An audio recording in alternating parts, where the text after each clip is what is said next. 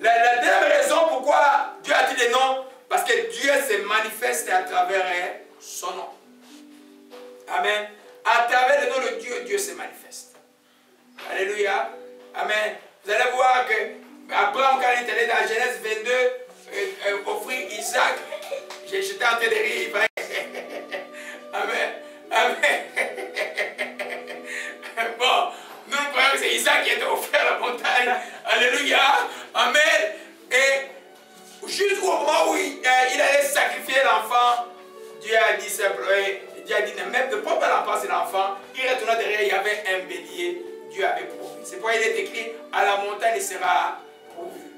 Alléluia. Je disais que Dieu se manifeste à travers son nom. Là, le nom de Jéhovah Jireh a été vrai parce que Dieu avait pourvu. On a vu avec l'enseignement, avec Gédéon, on a vu la révélation, je vais revenir sur ça un peu, la révélation de Jéhovah Shalom. Alléluia. Parce qu'il est venu donner la paix. La paix s'est manifestée pendant tout le temps de Gédéon. Alléluia, malgré sa fin qui était un peu pas bon. Amen. Mais il a vécu en paix lui jusqu'à la fin. Alléluia. Amen. Et voyons un peu dans Matthieu 1, je vais aller de nouveau, de l'ancien au nouveau rapidement. Oh ma chique, mes rabarats, guéris maintenant, guéris seulement. Guéris maintenant. Oui, Seigneur, merci encore pour cette guérison. Merci Seigneur. Oh ma chique, madame, merci. Merci pour la guérison. Que ton nom soit béni. Oh ma chique, malakaya. Alléluia. Amen. Alors un peu dans Matthieu et puis on va revenir dans l'Ancien Testament. Alléluia.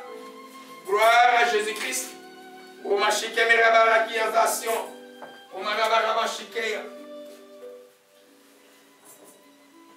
Alléluia.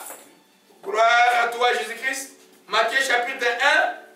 Nous voyons que Dieu se manifeste à travers son nom. Avant d'entrer dans les détails de chaque nom, on voit les principes que Dieu se manifeste à travers son nom. Matthieu chapitre 1. Ça c'est très important pour prier. Amen. Tu n'invoques pas n'importe quel nom pour n'importe quelle situation. Tu ne rends pas grâce à n'importe quel nom pour qui n'importe quel. Il y a un attribut de Dieu que tu rends grâce par rapport à la chose que tu attends de Dieu. Alléluia. Matthieu chapitre 1 verset 21. Oh gloire à Jésus, que ton nom soit béni. Gloire à toi Seigneur. Oh ma chika malakaya. Amen. Elle enfantera un fils, tu lui donneras le nom de Jésus, celui qui sauvera les péchés de son peuple. Enfin, il s'accomplit ce que le Seigneur avait annoncé par les prophètes Esaïe dans les cas d'espèce. Voici la vierge sera enceinte, elle enfantera un fils, on lui donnera le nom d'Emmanuel qui signifie Dieu avec nous. Amen. On lui donnera le nom Dieu avec nous. Et Jésus qui est la parole qui s'est manifestée, depuis qu'il s'est manifesté, il a dit, voici, je serai avec vous jusqu'à la fin des temps. Il est toujours avec nous. Il est toujours avec ses enfants, tous les temps. Amen. Dans les hauts comme dans les bas, il est là. Vous vous souvenez que dans la barque, dans l'épreuve de la tempête avec les disciples, il était dans la barque en train de dormir. Et il dit, oh Seigneur, tu ne peux pas garder, nous sommes en train de périr, sauve-nous. Ils ont dit, Jean, de peu de foi. Ça signifie quoi? Il est là, il dort. Comment tu veux les rendre vivants dans ta vie? Tu les rends vivants par la foi. C'est la foi qui rend Jésus vivant. Amen. C'est la foi qui rend Jésus vivant. Alléluia. Donc c'est extrêmement important de comprendre que Dieu, à travers son nom, chaque fois que tu as foi à un nom de Dieu, il va se manifester dans cette dimension de ce nom-là dans ta vie. Alléluia. Amen. Moi, ce jour ici, ce que j'aime, c'est Jéhovah Nissi là. Je veux que les ennemis, les pieds des ennemis soient cassés en 10. Qu'il marche plus. Alléluia. Gloire à Jésus-Christ. Je suis fatigué de voir les enfants dans les troubles. Je suis fatigué de voir les enfants dans les troubles. Je suis fatigué d'entendre tout le temps chasser l'esprit des morts. Avant qu'ils imaginent l'esprit des morts sur les enfants, qu'un tombe dans leur propre piège. Au nom de Jésus-Christ de Nazareth. Alléluia. Amen. Alors vous voyez que Dieu se manifeste à travers son nom. On peut revenir à Exode 17. Exode 17 rapidement. Je suis qu'à l'introduction, je vais définir le principe que Dieu se manifeste à travers son nom. Alléluia. Gloire à Jésus-Christ. Amen. Exode 17, verset 15. Vous connaissez, tous les chapitres parlent, à partir du verset 8, des combats d'Amalek. Amen. C'est le combat où, lorsque Moïse élevait la main, Israël était plus fort. Lorsqu'il baissait la main, Amalek était plus fort. Amen. Les mains de Moïse étaient fatiguées, il prirent. À partir du verset 12, il priait, les plaçait sur lui, il s'assit au-dessus de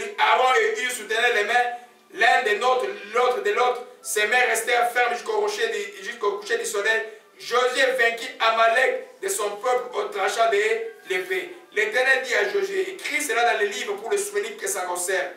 Et déclare à Josué, je facerai la mémoire d'Amalek au-dessus des cieux.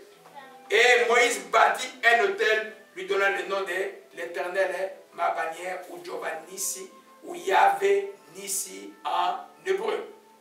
Amen. Amen. Je ne vais pas encore enseigner sur ça aujourd'hui là. Ça sera peut-être dimanche, 3 dimanches après, on va enseigner juste sur ce que signifie l'Éternel et ma bannière. Souvent dans les langages prophétiques, vous entendez souvent les fanions. Vous avez l'esprit qui parle des fanions. Là, le fanion, c'est la bannière. Vous voyez, chaque armée, chaque unité d'armée a un fanion qui symbolise là. Les paracommandos ont un fanion. Nous aussi, les enfants de Dieu, nous avons des fanions. Hein? C'est ça qu'on appelle la bannière. Alléluia. Donc l'homme sur la terre n'a rien inventé. Amen. Même les philosophes, là, qui disent philosophes, ils ont parlé de l'existentialisme. Mais l'existentialisme ne peut pas exister sans comprendre que c'est lui qui suit, c'est lui qui est le maître même de qu'ils appellent l'existentialiste. Il y a des philosophes qui ne croient pas en Dieu, qui sont existentialistes, mais ils croient à le vide. Amen. Parce que l'existence même, c'est Dieu. On va revenir sur ça après. Alléluia. Gloire à Jésus-Christ. Nous voyons que Dieu se manifeste à travers son nom. Alléluia. Donc, chaque fois que tu veux invoquer Dieu, c'est ça le but de l'enseignement. Tout ce dont on va entrer en détail pour Dieu nous en donne la révélation. Tu invoques la particularité de ce nom qui te convient. Amen. Parce que je vais couper l'enseignement en deux. Les noms d'adoration ou les noms de Dieu par rapport à ce qu'il est. Ça, c'est par rapport à l'adoration. Mais il y a des noms de Dieu par rapport à ce qu'il est pour les hommes. C'est ça que vous allez invoquer dans vos moments de prière, dans des cas spécifiques, où vous allez rendre grâce par rapport simplement à ce nom-là. Je vais toujours revenir pour dire que la complétude de tous ces noms-là, c'est terminé par Jésus-Christ de Nazareth. Amen. Mais ça ne vous empêche pas d'évoquer les noms. Parce qu'il a dit, vous demanderez à mon Père. Quoique lui et le Père, ils sont un. Amen. Gloire à Jésus-Christ. Celui qui veut comprendre la Bible avec comme le cours de mathématiques, il ne va pas le comprendre. La Bible se comprend par révélation. Alléluia. Le Seigneur est bon. Amen. Amen. Donc Dieu se manifeste à travers son nom. Alors vous allez entendre souvent les gens. David priait. Dieu m'a dit, Dieu m'a rappelé, Dieu m'a dit, tous les noms de Dieu ouvrent. Elle a dit, mais qu'est-ce qu'il veut la femme? Hein? Il prie en désordre là-haut. Vous allez surtout au Congo là, écoutez un peu les prières là, quand vous voyez des églises de réveil là. Tous les noms, c'est le désordre. Alléluia. Non, non, c'est le désordre. On va voir des noms aujourd'hui. Il y a des noms comme Elohim, tu ne peux pas l'invoquer n'importe comment. Il y a des noms qu'on va voir aujourd'hui qui montrent vraiment que c'est les noms où tu es dans une dimension d'adoration. Nous comprenons que c'est pas quand nous prions en langue, ces noms-là sortent. Tu vas voir Elohim. Mais tu es vraiment en état d'adoration. Tu évoques l'être le plus fort, les très forts de la terre. Amen. On va entrer en détail aujourd'hui. Peut-être Elohim, on va voir ça aujourd'hui. Alléluia. Gloire. Amen. Amen. La troisième raison pourquoi Dieu a un nom, parce que Dieu veut être invoqué. Dieu veut qu'on le prie. Amen. S'il a un nom, c'est pour que tu l'invoques. Si tu ne connais pas ton nom, comment tu vas l'invoquer? Amen. Il y a beaucoup de dieux sur cette terre-là. Amen. Ben, il y en a qui disent Allah, c'est le Dieu d'Abraham. Bon. Mais si c'est Allah en arabe, on peut comprendre. Si c'est Allah par rapport à l'islam, c'est différent. Le Dieu d'Abraham, d'Isaac et de Jacob. C'est très différent. On ne commande pas, on s'arrête là, on dit simplement c'est très très différent. Vous comprenez un peu? Parce que Dieu, dans son nom, c'est quoi la caractéristique des noms de Dieu est extrêmement important dans la manière dont tu veux prier. Si tu veux prier de manière efficace et spécifique. Amen. Alléluia. Nous allons voir tout ça, tous ces noms qu'on passe à compléter les noms Père, notre Père qui est dans les cieux, que beaucoup n'aiment pas beaucoup. Je trouve ça, c'est trop familier.